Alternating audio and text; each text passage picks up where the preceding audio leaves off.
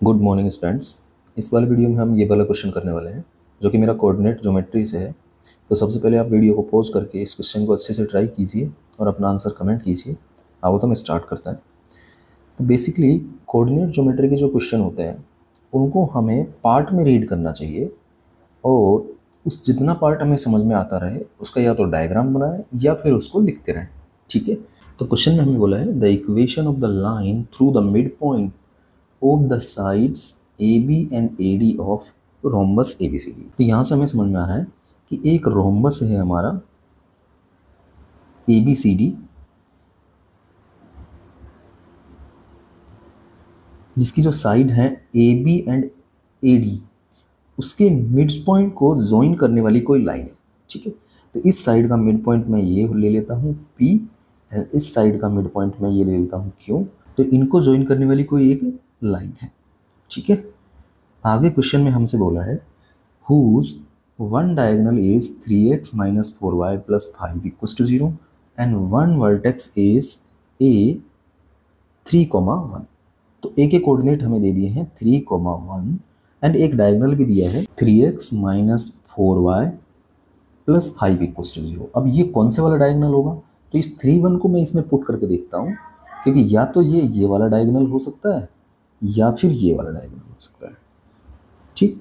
तो इसको चेक करने के लिए मैं ये 3, 1 इस लाइन के अंदर पुट करता हूँ तो ये बनेगा 9 माइनस 4 प्लस 5।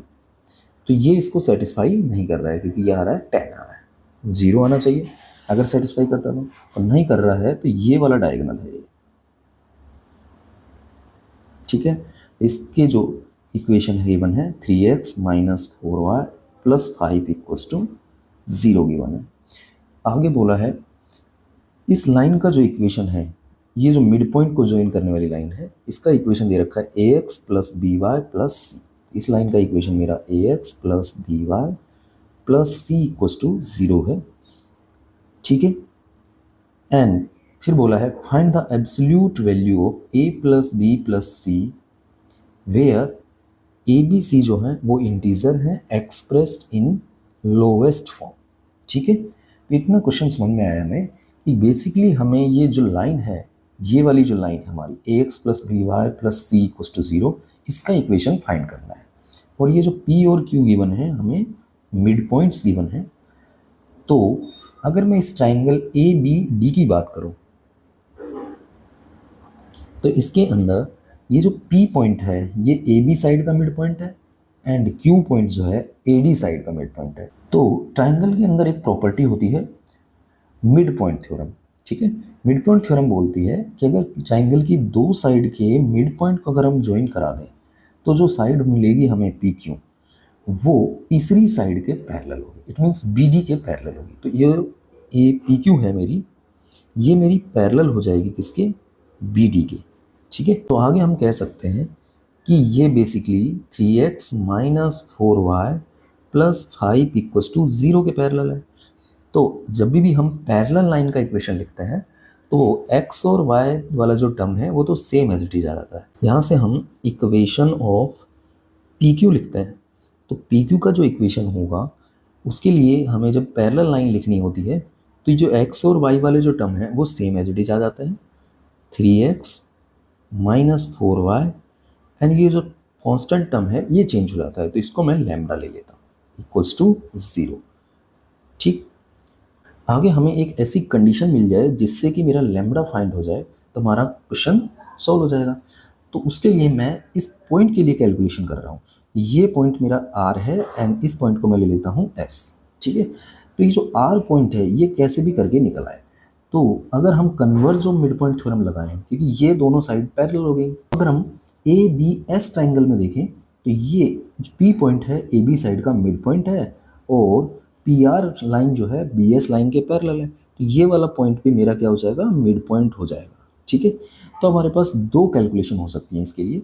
एक तो हम ये पॉइंट फाइंड कर लें। ये पॉइंट जो होता है रोम्बस के अंदर क्योंकि रोम्बस के डायगोनल परपेंडिकुलरली कट करते हैं तो ये जो S पॉइंट है मेरा ये फुट ऑफ परपेंडिकुलर हो जाएगा। उसकी हेल्प से हम S फाइंड कर सकते हैं और A और S का मिड पॉइंट मेरा R हो जाएगा। तो एक कैलकुलेशन तो ये हो सकती है एंड दूसरी कैलकुलेशन क्या हो सकती है कि हम A से एस तक की डिस्टेंस फाइंड कर ले, ठीक है, वो हमारी निकल जाएगी एक पॉइंट की लाइन से डिस्टेंस। तो मैं वही फॉलो कर रहा हूँ, इस पॉइंट की इस लाइन से डिस्टेंस फाइंड कर रहा हूँ।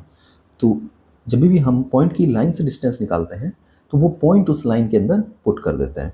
तो मैं अगर ए एस की बात करूँ तो वो हो जाएगा मेरा मॉड ऑफ, इस लाइन के अंदर ये पॉइंट पुट करूँगा 3,1, तो ये हो जाएगा 3 × 3 -4 × 1 +5 अपॉन रूट के अंदर इस लाइन के जो x का कोफिशिएंट और y का कोफिशिएंट है उनके स्क्वायर का सम, यानी 3² + 4² का मॉड, ठीक है। तो ये बनेगा अपना, ये 5, ये 9, 14 - 4 यानी 10 बच जाएगा, एंड नीचे से आएगा मेरा 5, तो ये मेरा 2 हो जाएगा। अब अगर हम बात करें ए आर डिस्टेंस की, तो ये मेरी है 1, क्योंकि ये मिड पॉइंट है, ये 1 हो जाएगी, तो ए आर मेरा 1 हो जाएगा। तो हम यही पॉइंट लगा रहे हैं कि ए की आर इस पी क्यू लाइन से डिस्टेंस निकाल लेते हैं, क्योंकि ये भी फुट ऑफ परपेंडिकुलर ही होगा, ठीक है। ये जो डिस्टेंस है, हमारा डिस्टेंस फॉर्मूला हो जाएगा यहाँ से a r equals to mod of, इस पॉइंट को मैं इस लाइन के अंदर पुट करता हूँ, ये बनेगा 3 × 3 -4 × 1 + lambda upon root of 3² + 4² equals to 1 आ जाएगा। आगे ये बनेगा अपना 3² 9 हो गया, 9 - 4 5 + लैम्डा, एंड नीचे जो 5 हो जाएगा उसे हम राइट हैंड साइड में भेज देते हैं, तो ये 5 आ जाएगा, ठीक है। मोड हटाएंगे तो प्लस माइनस आएगा, तो यहाँ से 5 + लैम्डा इक्वस टू ±5 आ गया है।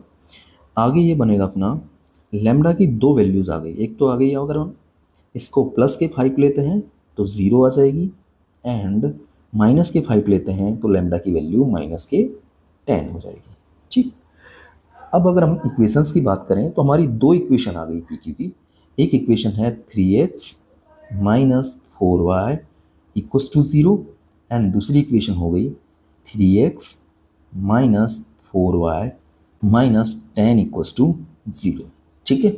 इन दोनों में से कोई एक इक्वेशन मेरा पी क्यू लाइन का है, ठीक है, एंड दूसरा जो इक्वेशन हमें गिवन है, एक इक्वेशन बी डी लाइन का भी गिवन है, वो है 3x - 4y + 5 इक्वस टू 0, ठीक है।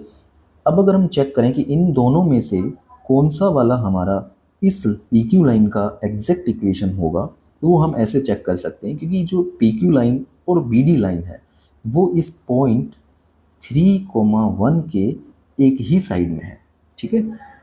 तो अगर मैं इस पॉइंट को इन लाइंस के अंदर पुट करूं, इस लाइन के अंदर और इस लाइन के अंदर, तो सेम साइन आना चाहिए, ठीक है। तो मैंने इस 3, को पहले बी डी के अंदर पुट किया, तो ये दे रहा है हमें 3 9, तो ये हमें पॉजिटिव देगा, ठीक है, एंड यहाँ से भी पॉजिटिव आना चाहिए।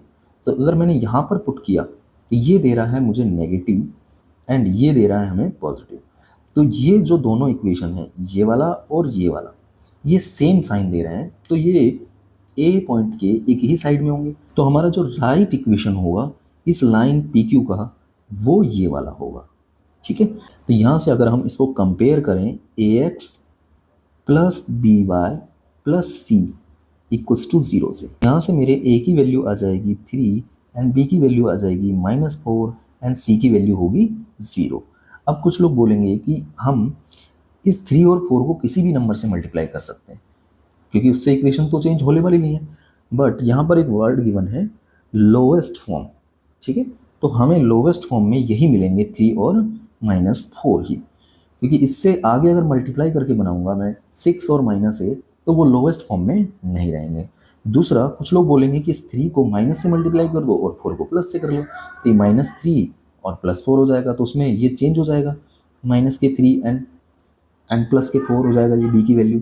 बट उससे हमारा जो वैल्यू है a + b + c का, वो चेंज नहीं होगा, क्योंकि a + b + c का वैल्यू यहाँ से भी -1 आएगा, और वहाँ से a + b + c का वैल्यू, अगर मैं इसको -3 लूँ और इसको 4 ले लूँ, तो उससे भी चेंज होने वाला नहीं है, क्योंकि वो 1 आ जाएगा। और हमें इस क्वेश्चन के अंदर जो वैल्यू पूछी है वो एब्सोल्यूट वैल्यू पूछी है, इट मीन्स इसका मोड पूछा है। ये मोड लगाने पे क्या आएगा, 1 ही आएगा, ठीक है। इस क्वेश्चन का जो राइट आंसर होगा हमारा वो 1 हो जाएगा। अगर आपको वीडियो अच्छा लगा हो तो please like share and subscribe my channel. Thank you for watching this video.